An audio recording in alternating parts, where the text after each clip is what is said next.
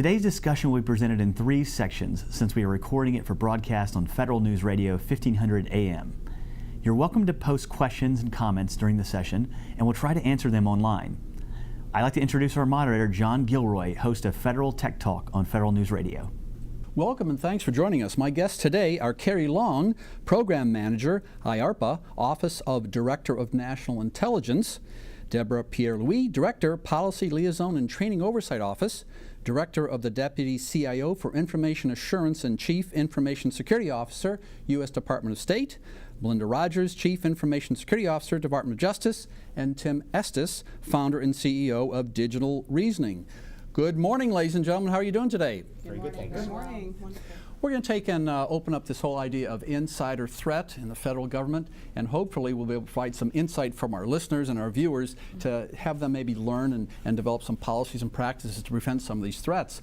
And it certainly is front page news all over the place. You pick up the Washington Post, you listen to any podcasts, and people are talking about insider threats all over the place.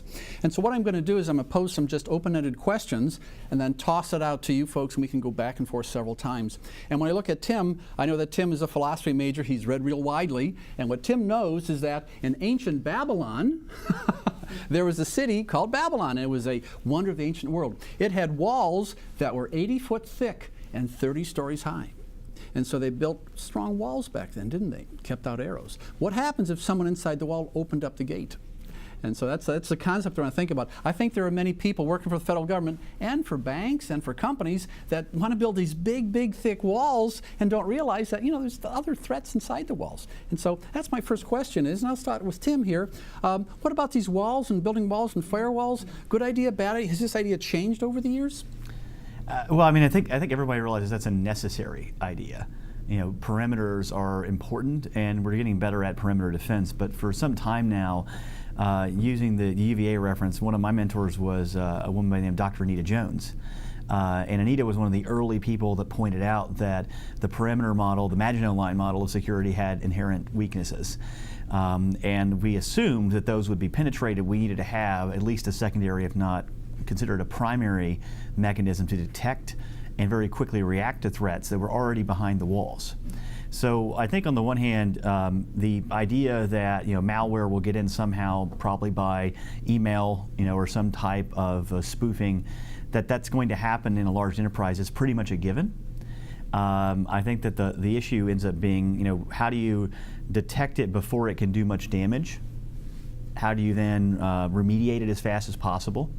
And realizing that this solution is always going to be some hybrid of man and machine. It's going to require algorithms and capabilities that detect and move at machine speed, but a lot of the actual remediation measures can't be automatic and require a similar process we've seen in areas like compliance, where you alert as quickly as possible. You have review systems that are sort of augmenting the human to make them make fast decisions to escalate and act upon. But that require that human decision to act upon. So I think that's the major mode of insider threat. And then of course there is the highly malicious, call it turned insider, where someone is actually on the inside trying to take data out. We've seen plenty of that in the news for the last 5-6 years, including probably the most historic breach in modern times of the U.S. intelligence community. And I think that just shows you that the movement to going into ongoing monitoring versus our typical 5-year reinvestigation, it's an essential change. And the question is, do we have the technology in place to monitor right now individuals when they're on those systems? And if we don't, how long are we going to wait till we do? So Melinda, thick walls, is that the answer? It's one of the answers. We have to approach this from multiple fronts. Just like Tim says, the perimeter defense is certainly one element, but also getting an understanding of what your environment looks like. What's normal for your business? What do you determined to be an insider threat? What is that threat? And I think that's where you could see potentially a wide range of differences. For a government agency, it might be national security concerns. For Coca-Cola, it might be the formula to the soft drink. For Microsoft, it might be the code. So I think that's part of the challenge for each organization, is to first define what is that threat, and then what would potentially be the profile of that insider creating that threat. Would that be intentional and malicious, or could it be simply inadvertent? So those are all some of the things we have to solve for. You know, Deborah, the Department of State's got offices all over the world. They do have walls around their offices, don't they? So you can answer this from many different levels, can't you? Yeah, actually, yes. I would say I echo what Tim and Melinda are saying. But in addition to State's mission, we're all around the world. You know, we're on every continent. So one of the things that we do have to consider is that your insider threat a lot of the times can be an accident, can be a mistake, with multiple cultures, ethnicities on our networks and helping us meet our mission goals. There sometimes can be language barriers or miscommunication that make incidents an insider threat. And so I sometimes believe that the coining of the term insider threat is negative, and it makes it difficult for us to develop sustainable policies to address those types of threats where they are accidents and not criminalize those that have made mistakes. So, Carrie, do words matter? That's the question here. Tell us about words. The insider threat. Okay.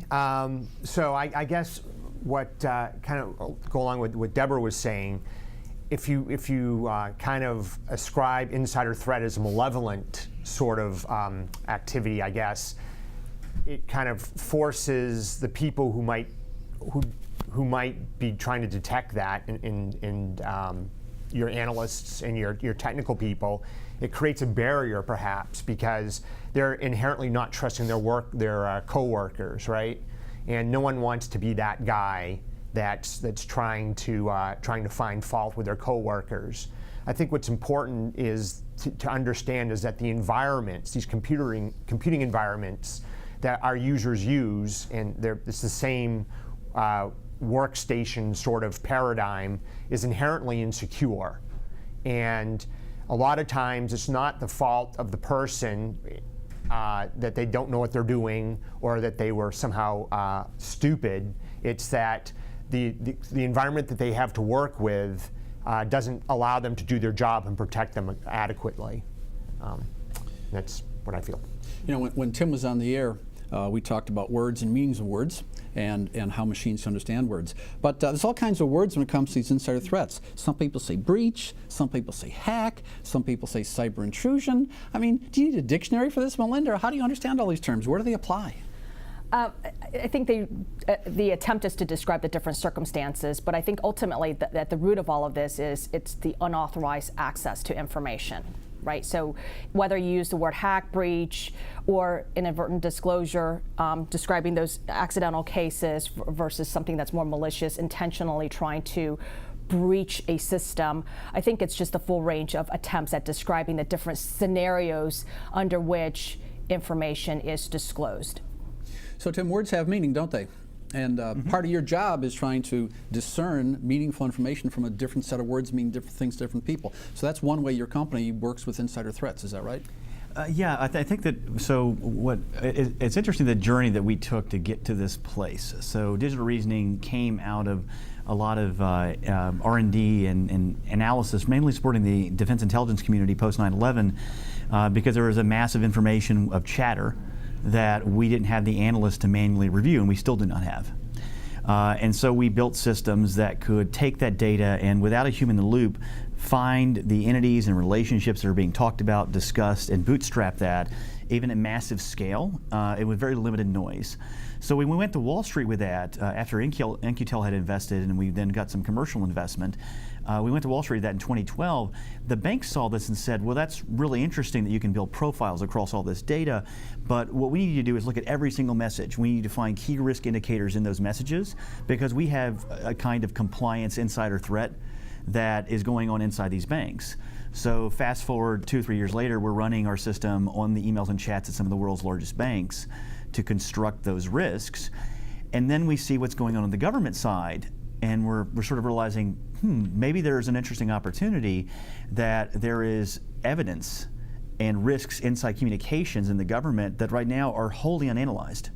And as we've gone from agency to agency, we've rarely found any system that's doing review of email or chat in real time to disclose the fact that this person is trying to collude with other people to do something, or is trying to evade questions. And so that type of conduct, which we actually are trying to crack down on in banking, We don't see right now the security in place in the government to actually handle that, and I think that's a missed opportunity. So when we look at it, how we're trying to apply it, we're trying to look at applying cognitive computing, the ability to understand human language in these organizations to create early detectors and augment the systems that are in place to look at logs and access and behaviors of unauthorized and disclosure, or rather access of data, to use a very good definition Melinda gave, and try to look at the intention ahead of the action. Because it's very rare someone expresses zero intention to anyone they talk to ahead of taking an action. And if we can detect intention early, and in many of the classified environments, I mean, that is the rule. It is that you are monitored as soon as you get on that system, and somehow we don't always utilize that to protect ourselves the way we could. So I think that's the question: is can we make that step and maybe reuse something the banking area has invested in to be compliant in an area of finding potential risk areas. And it's vitally important, if we go that direction, to use very intelligent technology, because a lot of the reason we haven't done this so far is concerns on privacy of workers and employees in the government. The banks have similar concerns on privacy. So when they have systems that have mass amounts of false positives, it's actually an intrusion. I mean, 2 of our major clients are Swiss banks. And they have much more stringent laws on privacy than we do in the Americas. So what we've seen is good technology that can create good alerts is essential, because every time you review something, it's a potential intrusion of privacy. So you want the thing to be true in terms of the alert, because then you're only looking at stuff you really should. And most privacy infractions when reviewing content is because the algorithms were dumb. Yeah. And if we have better technology, we should lower that, and we should also utilize a limited amount of human bandwidth and review on the right things. You know, Kerry, the Washington Nationals are playing in town the next couple of weeks, and speaking about intention, boy, if I were a pitcher, I'd like to know what the intention was of the batter. Is he going to bunt or not? And the batter wants to know the intention of the pitcher. But this is where you make the big bucks. I mean, this is how wins Super Bowls and wins World Series is this intention thing. This is very difficult. That's right. So IARPA tends to try to address some really hard problems. That's kind of what we do. And insider threat is definitely one that we're very interested in. We actually have a program out there now called SCITE, and I welcome your listeners to go ahead and look it up, SCITE. And it kind of takes a kind of a neat approach to this, how you detect an insider threat. One of the ideas of SCITE is if you can change the environment to make it easier to detect the insider threat. So for instance, if you send out a message that says, hey, we're going to go do a scan of your hard drive to look at contents, for instance, right? 99% of the people will just say, oh God, just I'm going to ignore this. The insider threat who's collecting information in his hard drive might react differently, right? And then you have your sensors tuned for that. It's kind of and it's not my program, so I'm not tooting my own horn. It's a colleague of mine, and it's kind of a really neat idea, exploring what you can do in this environment to try to maybe infer intent without having to collect, reams and reams of data that may only be tangentially related to that. So Kerry, is this a tool, a program for federal government professionals, or for anyone, or who should use this? Well, so any IARPA program ultimately is trying to create solutions that the federal government at the very least can use. Obviously, we're focused on the intelligence community. That's our primary customer, but we love it when our technologies transition. Don't look for it yet on your store shelves.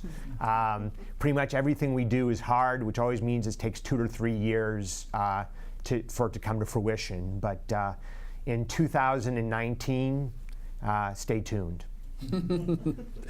So Melinda, when Tim talked about false positives, I went, whoop, false positive. This is something that makes me jumpy. I mean, do I want to get in front of a camera and go, sorry? False positives are concerned. I was actually about to jump into to elaborate a little bit on that. I think that's the balance that we all have to strive for. Yes, we want to look for those the hidden insider who could potentially do harm to whether it's the private sector company or the government agency, but the person's reputation is also at risk if we somehow falsely identified this person as a potential insider threat. That's why I said at the beginning, I think looking at your overall organizational environment is key. What is normal behavior for one organization may be abnormal for another organization. One organization might require a huge print job to take place between midnight and 2 o'clock in the morning, whereas that could very well be a highly negative indicator for another organization. So knowing what that looks like, and I think coming up with a program structure where when you do have those indicators pop, having a way to investigate or inquire or look further into that without creating a lot of noise affecting that person's reputation. I think, and again, it comes down to we all have good intentions. Everybody's trying to do the right thing, and sometimes it might be a inadvertent move, and there are other times where it is truly with bad intention. So how do we subtly go about looking further into that without creating a negative blowback for that individual? Give that person an opportunity to prove themselves hopefully innocent. Yeah. So Deborah, we just got about a minute left here. Any experiences with false positives, insider threats with your background? Actually, yes, and that's where I come back to ensuring that the folks that do things like that, it's a lot of times it's an accident. It's someone that inadvertently opens an email or is asked to do something by someone, and they're unsure and they actually do it, but they're unaware, so they are in fact innocent victims. And if we communicate the program with negative connotations, it makes it very difficult for those people to self-report. And so having the policies in place to effectively communicate what the program is, as well as the tools to provide those indicators, can be very helpful. Thank you very much, Deborah. We're going to take a pause here for a short break. My guests today are Carrie Long, Program Manager, IARPA Office of Director of National Intelligence, Deborah Pierre-Louis, Director of Policy Liaison and Training Oversight Office, Directorate of the Deputy CIO for Information Assurance and Chief Information Security Officer, U.S. Department of State, Melinda Rogers, Chief Information Security Officer, Department of Justice, and Tim Estes, Founder and CEO, Digital Reasoning. I'm your moderator, John Gilroy, on the discussion Intelligence Threat Detection in Government, sponsored by Digital Reasoning on Federal News Radio 1500 AM and federalnewsradio.com.